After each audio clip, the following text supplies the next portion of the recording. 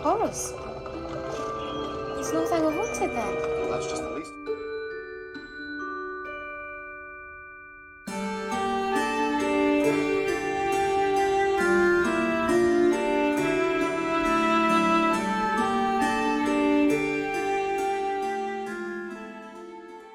Hello and welcome.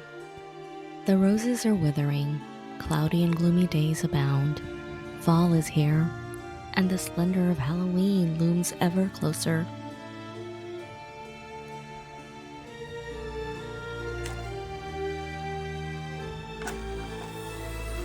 We have another bibliotherapy episode where we explore literature's timeless wisdom and its relevance to our lives today. Let's make some tea and settle into our book today.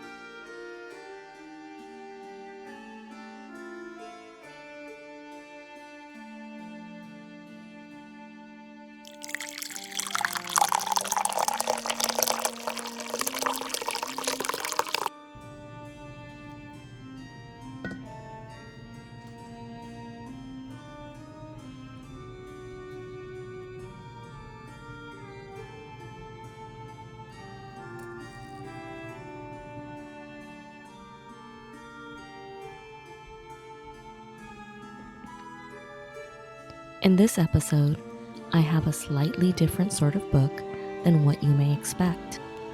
It is not a self-help book or memoir giving you life lessons. Although this book will enlighten you regarding human behavior, it is a classic novel. Thus, we have the very British English tea today.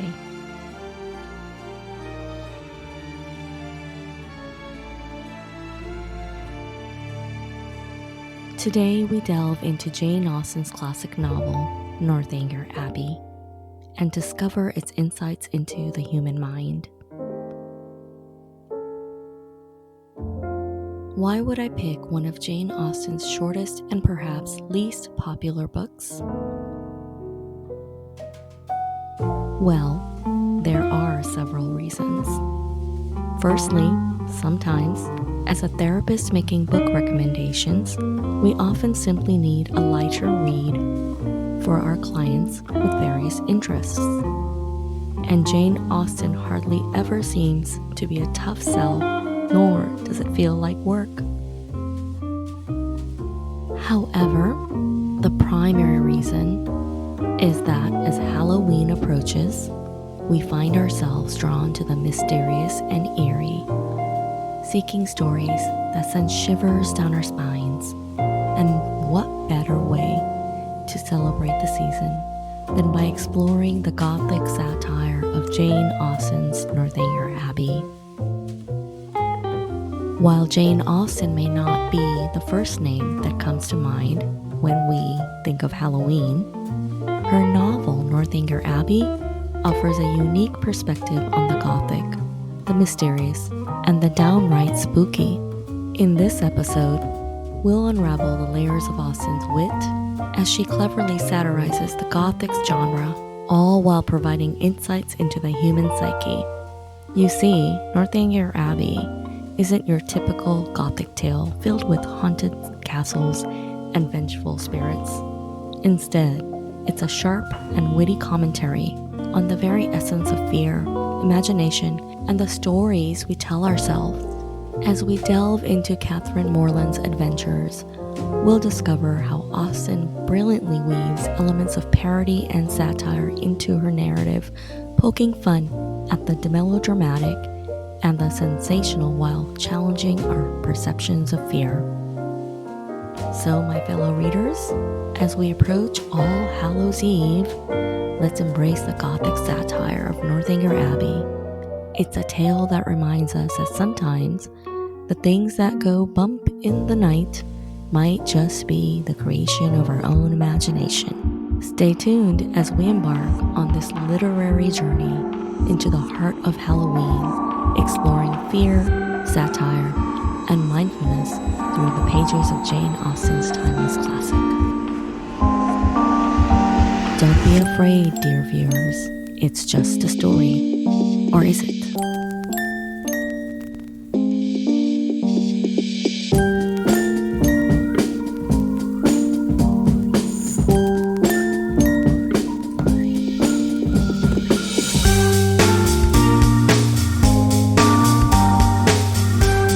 I'm so thrilled to have you join me as we explore the psychological depths of Northanger Abbey by Jane Austen. While this novel was written in the early 19th century, Austen's exploration of fear and its impact on clear thinking remains remarkably relevant to present-day psychology. Northanger Abbey is the first novel written by Jane Austen, but not published until 1817, although it was written earlier, around 1798. The novel is a coming-of-age story that satirizes the popular Gothic literature of Austen's time and explores themes of social class, romance, and the imagination. And I have something special to share with you as we go over this book. My attempt at illustrating Northanger Abbey using the help of AI. I hope you enjoy the images. It is a satirical novel that follows the story of Catherine Morland, a young and naive heroine, as she navigates the complexities of social interactions and romance in the late 18th century. The novel explores the theme of fear, particularly through Catherine's vivid imagination and her love for Gothic novels. The story follows the young and imaginative Catherine Morland, who is invited to spend a season in Bath with a family friend, the Allens. Catherine is an avid reader of Gothic novels and often lets her imagination run wild. She soon befriends the charming and wealthy Henry Tilney and his sister Eleanor, who invites her to their family estate, Northanger Abbey. Catherine becomes infatuated with Henry and, influenced by her Gothic novel reading, starts to suspect dark secrets in the Abbey. Her imagination runs wild as she envisions dark secrets, mysterious corridors, and often treasures within the Abbey. As her imagination gets the better of her, it leads to misunderstandings and comical situations. As Catherine matures and gains a better understanding of society and human nature, she comes to realize the folly of her earlier notions. Eventually, she finds happiness and true love with Henry Tilney. Northanger Abbey is known for its witty and ironic style, and it serves as a commentary on the societal norms and values of the late 18th century. Austen uses Catherine's character to illustrate the dangers of unchecked imagination and the importance of discerning reality from fiction. The novel ultimately emphasizes the significance of character, integrity, and genuine affection in forming meaningful relationships. Austen's portrayal of Catherine Morland's fear-driven imagination and its ability to hinder her judgment resonates with our understanding of cognitive biases and their influence on decision-making processes. Look there.